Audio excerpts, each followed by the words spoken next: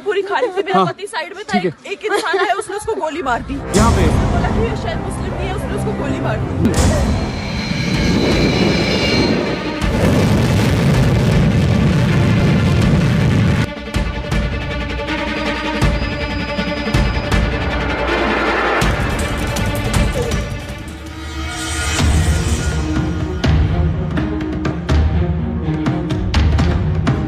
22 अप्रैल 2025 अपने में ही एक बहुत मार्मिक तारीख और मार्मिक दिन हो चुका है। साइड में था, एक इंसान आया, उसने उसको गोली मार दी। यहाँ पे बोला कि ये शायद मुस्लिम नहीं है, उसने उसको गोली मार दी।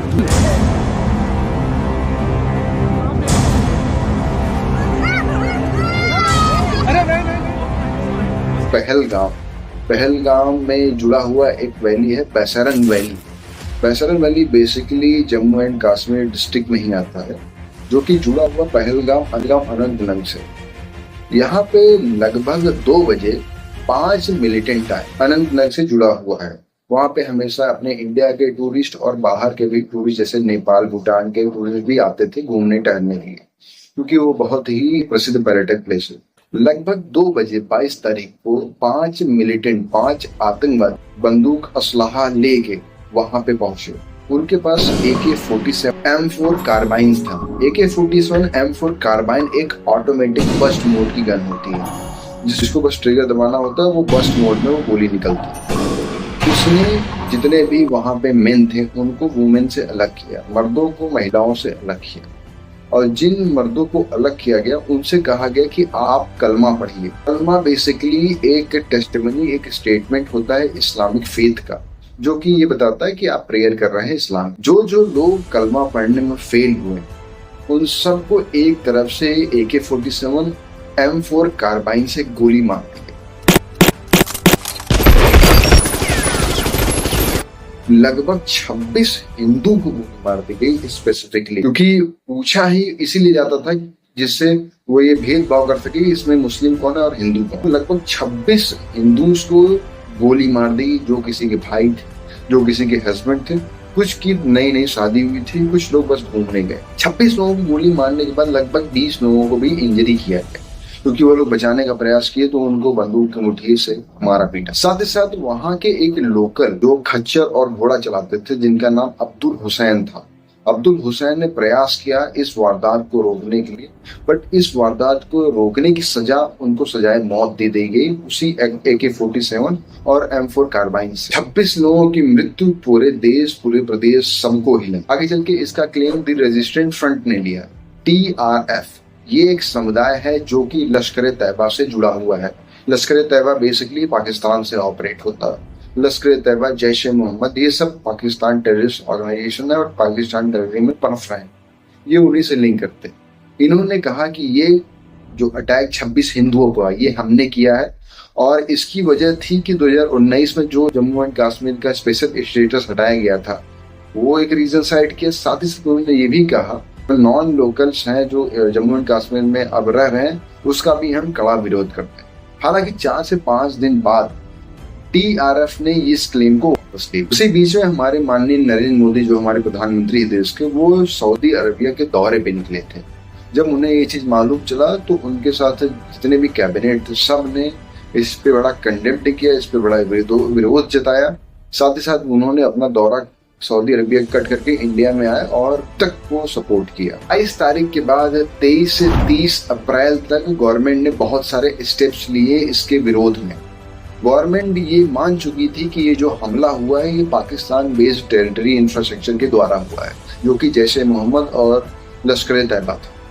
तत्काल प्रभाव से इंडिया ने जो हमारी इंडस वाटर ट्रीटी थी पाकिस्तान के साथ, उसको सस्पेंड किया। साथ ही साथ पाकिस्तान के जो डिप्लोमेट दिल्ली में तो उनको वापस एक्सपेल कर दिया गया इस्लामाबाद में।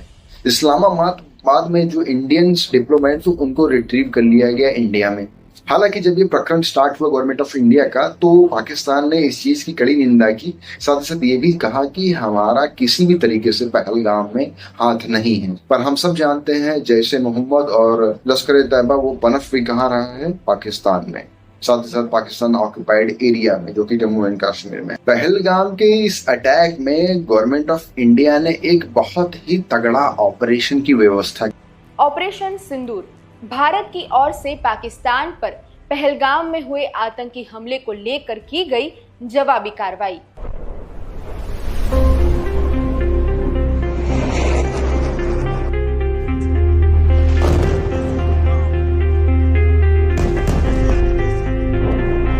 ऑपरेशन का नाम था ऑपरेशन सिंदूर। ऑपरेशन सिंदूर का एग्जीक्यूशन प्लान 7 तारीख को था, 7 मई 2025, और इसको एग्जीक्यूट किया 7 तारीख के लगभग 1:44 पे, जो कि गवर्नमेंट ऑफ इंडिया का प्रेस नोट भी। अच्छा, ऑपरेशन सिंदूर का ऑब्जेक्टिव क्या था? ऑपरेशन सिंदूर का ऑब्जेक्टिव ये था कि वो न्यूट्रलाइज करेगा जितने भी टेररिस्ट इंफ्रास्ट्रक्चर है जो कि सिचुएटेड है पाकिस्तान में और पाकिस्तान एडमिनिस्ट्रेटेड जम्मू एंड कश्मीर। अब मुख्यतः इसमें जैश ए मोहम्मद, लश्कर तैयबा। ऑपरेशन सिंदूर का बेसिकली उद्देश्य ये था कि जो भी टेररिस्ट इंफ्रास्ट्रक्चर, जो भी टेररिस्ट ऑर्गेनाइजेशन है, उनको समाप्त किया जाए, चाहे वो पाकिस्तान की टेरिटरी में हो, चाहे पाकिस्तान ऑक्यूपाइड जम्मू एंड कश्मीर की टेरिटरी में। और सबसे महत्वपूर्ण जो 2 टेररिस्ट ऑर्गेनाइजेशन है, जैश ए मोहम्मद और लश्कर तैयबा, को भी पूरा नस्तनाबूद करने के लिए ऑपरेशन सिंदूर का गठन किया गया। अच्छा, ऑपरेशन सिंदूर का गठन भी पहलगाम के अटैक की वजह से ही हुआ, तो उसमें मुख्यतः TRF ऑर्गेनाइजेशन जो थी वो डायरेक्टली कनेक्ट थी लश्कर तैयबा और जैश ए मोहम्मद। 7 मई 2025 को लगभग 1:30 बजे ये ऑपरेशन स्टार्ट किया गया। इस ऑपरेशन में लगभग 9 जगहों को चिन्हित किया गया।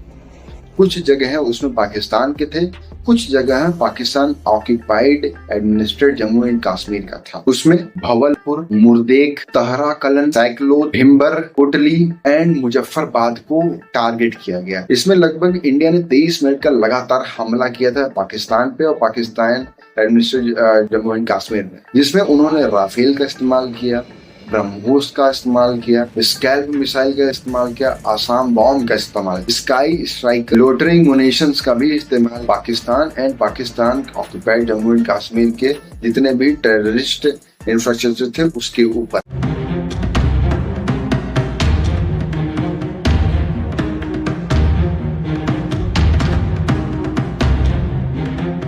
इस ऑपरेशन के बाद लगभग 100 मिलिटेंट्स मार दिए गए पाकिस्तान के और पाकिस्तान ऑक्यूपाइड जम्मू एंड कश्मीर के एरिया के, जिसमें मुख्यतः जैश ए मोहम्मद और लश्कर तैयबा के एक बहुत महत्वपूर्ण आदमी थे, साथ ही सीनियर कमांडर भी थे। उनका नाम अब्दुल रऊफ अजहर, मोहम्मद अजहर के भाई थे, जिनको मौत के घाट उतार दिया गया इस ऑपरेशन के दौरान। और ये बहुत ही की सिग्निफिकेंट आदमी थे विश्व में टेररिज्म को ऑपरेट करने में। 7 तारीख को जब इतना बड़ा प्लान किया गया, पाकिस्तान की टेरिटरी में घुस के हमला किया गया गवर्नमेंट के अकॉर्ड्स के अकॉर्डिंगली, और साथ ही साथ पाकिस्तान ने भी इस चीज का एडमिट किया कि हमारे टेरिटरी में इंडियन के राफेल्स, इंडियंस के मिसाइल्स आए हुए हैं और हमारे यहाँ कैजुअलिटीज हुई हैं, हमारे सिविलियन भी मरे हैं। उनके जो सीनियर मिलिट्री के कमांडर थे, उन्होंने भी ये जवाब दिया कि इंडिया ने ये अच्छा नहीं किया है और इंडिया बहुत ज्यादा इसको अपनी खुशी मत मनाए, बहुत जल्द पाकिस्तान इसका जवाब देगा। स्वरूप 8 तारीख को पाकिस्तान ने ड्रोन से अमृतसर और अन्य इंडिया के सिटीज पे ड्रोन के माध्यम से हमला किया। वो अलग चीज है, इंडिया ने सबसे पहली बार 400 मिसाइल के माध्यम से जितने भी हवाई ड्रोन्स थे उसको हवा में ही नस्तनाबूद किया। उसके बाद भी लगभग 60 सिविलियंस की कैजुअलिटीज हुई हमारे इंडिया में, हमारे हमारे मिलिट्री की भी कैजुअलिटीज हुई। साथ ही साथ उनके जितने भी ड्रोन थे उसको नस्तनाबूद हमारे इंडिया ने 8 तारीख को किया। 9 तारीख को फिर से यही सेम स्ट्राइक पाकिस्तान ने बनाए रखा। वो हमारे POK जम्मू एंड कश्मीर पे भी हमला करने का प्रयास किया, ड्रोन के माध्यम से सर्वे लेने का कोशिश किया, जो डिटेक्ट किया गया हमारे इंडियन आर्मी के द्वारा। साथ ही साथ उसका जवाब भी दिया गया। उसके साथ साथ जो अटारी बॉर्डर है पंजाब का, वहां पे इस एक्शन के बाद हमारे इंडिया ने आर्मी स्टाफ को बढ़ा दिया और जितने भी बॉर्डर एरिया थे हमारे इंडिया का जो कि पाकिस्तान से शेयर करता है, वहां पे फुल सिक्योरिटी बढ़ा दी। 9 तारीख को पाकिस्तान ने क्लेम किया कि उनके गुरुद्वारा जन्म स्थल पे इंडिया ने अटैक किया और लगभग 77 सिविलियन इसकी वजह से घायल हुए। हालांकि इंडिया ने इस क्लेम को डिनाई किया और कहा कि उनका कोई भी ऐसा इंटेंट नहीं था किसी मिलिट्री और पाकिस्तान के साथ किसी सिविलियन के ऊपर वो हमला करे।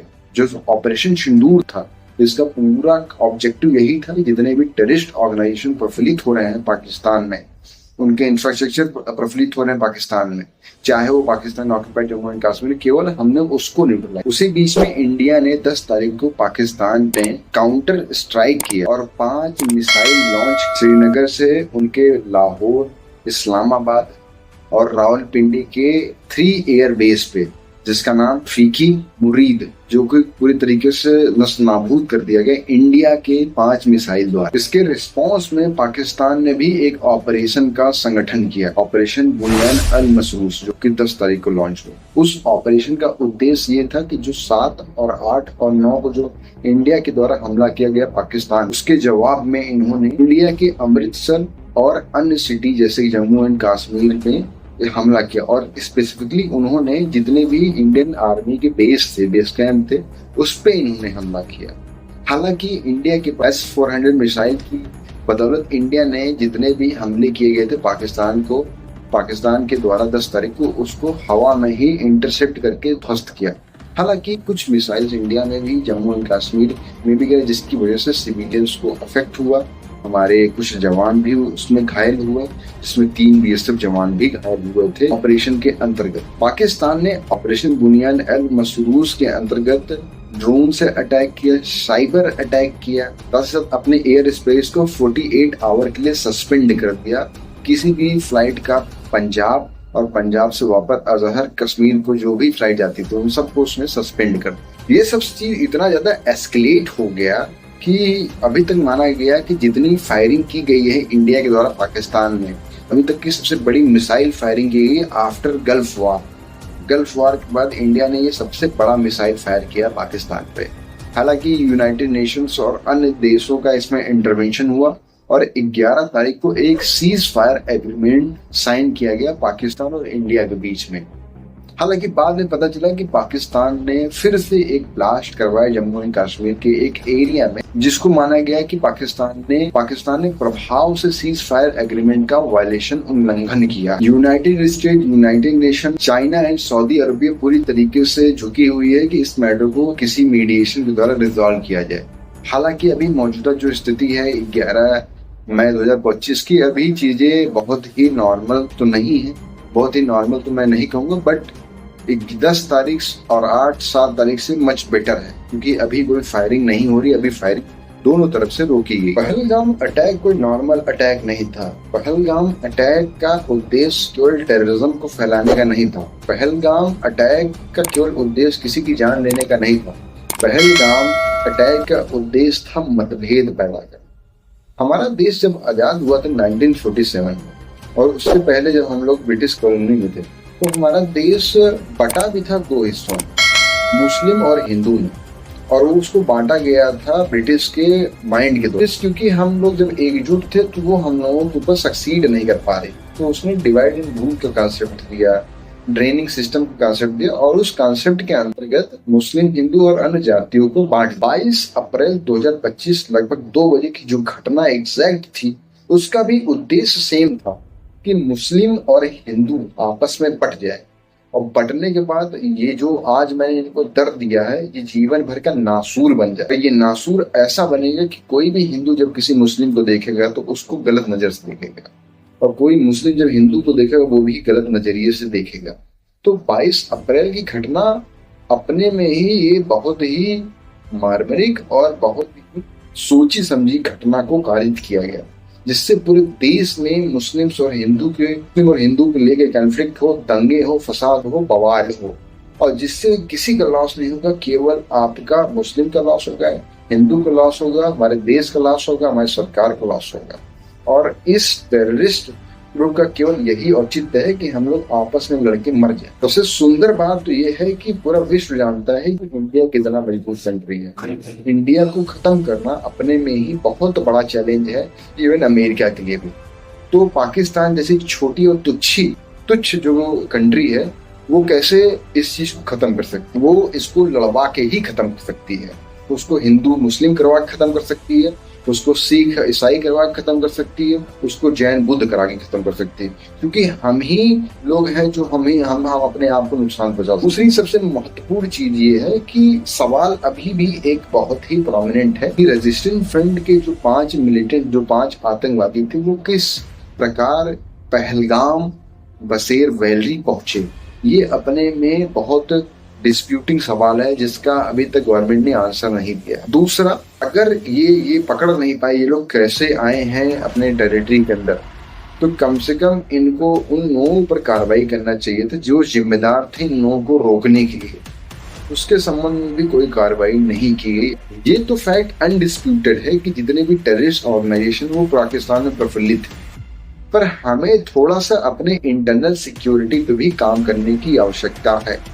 क्योंकि अगर हमारे इंटरनली, क्योंकि जम्मू एंड कश्मीर का जो पहलगाम एरिया तो वो इंडिया के एडमिनिस्ट्रेशन में, अगर यहाँ पे आतंकवादी पहुंचे हैं मतलब किसी ने रास्ता तो दिया है, उस रास्ते को खत्म करे और उस आदमी को खत्म करे, फिर उसके बाद किसी थर्ड पार्टी को नस्तनाबूद करना है सरकार के विवेक का अधिकार। आज की वीडियो में पहलगाम के इस अटैक ऑपरेशन बुनियान, ऑपरेशन सिंदूर के बारे में बस इतना ही। वीडियो अगर अच्छी लगी, वीडियो अगर प्रिसाइज और इन्फॉर्मेटिव लगी तो चैनल को लाइक कीजिएगा, चैनल को सब्सक्राइब कीजिए। All from advocate Vaibhav Sangam Mishra, Lucknow high court.